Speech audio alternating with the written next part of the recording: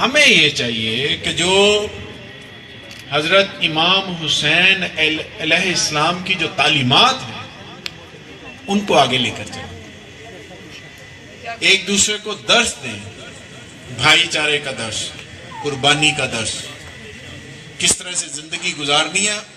ان تمام تعلیمات کا درس اگر ہم نہیں کریں گے تو ہم 1 گھنٹے کے لیے سارے اکٹھے ہوں گے، جتنا مجمع اس سے ابھی جیسے جیسے یہ آگے پروگرام جائے گا اس سے زیادہ ہوتا جائے گا، اور زیادہ ہوتا جائے گا، اور زیادہ ہوتا جائے گا۔ لیکن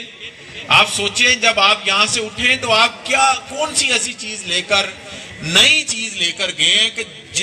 جس سے آپ نے اپنی زندگی کو بدلنا ہے۔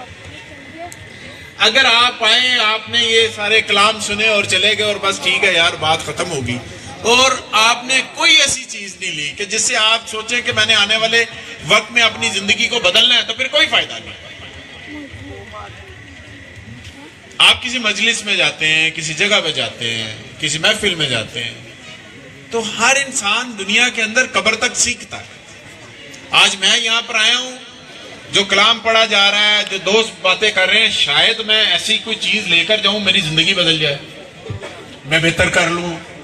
جو میری زندگی میں کمی ہے میں ان کو درست کروں، میں ٹھیک کروں۔ اس اصلاح کا نام ہی اسلام ہے کہ آپ اصلاح کرتے ہیں،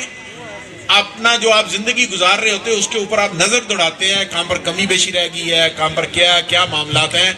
دیکھیں ہم یہاں پر کھڑے ہیں نا، ایک بڑی، اگر میرا ہمسایہ میرے سے خوش نہیں نہ ہے معذرت کے ساتھ تو میرے کوئی معاملات نہیں۔ اگر میری فیملی کے لوگ میرے سے برابری کی سطح کا میں ان کے ساتھ سلوک نہیں کر رہا تو ان محفل میں آنے کا کوئی فائدہ نہیں۔ اگر میرا ہمسایہ بھوکا سو رہا ہے اور میں رج کے روٹی کھا رہا ہوں، میرا کوئی فائدہ نہیں ہے اس محفل میں آنے کا۔ اگر کسی کا بچہ، میرے بچے اچھے اسکول میں جا رہے ہیں، کسی کا بچہ اسکول میں نہیں جا رہا اور اللہ نے میرے استطاعت کے مطابق کچھ دیا بھی ہے اور میں کسی پہ اس کو خرچ نہیں کر رہا، تو کیا آپ حضرت امام حسین علیہ السلام کی تعلیمات پہ عمل کر رہے ہیں؟ محفل میں آئیں، روحانی محفل کے اندر، تو پھر کچھ لے کر جائیں، اور لے کر جانے کا طریقہ یہ ہے کہ جو یہاں پر باتیں ہو رہی ہوتی ہیں ان میں سے چیزیں لیں جو آپ کی زندگی کو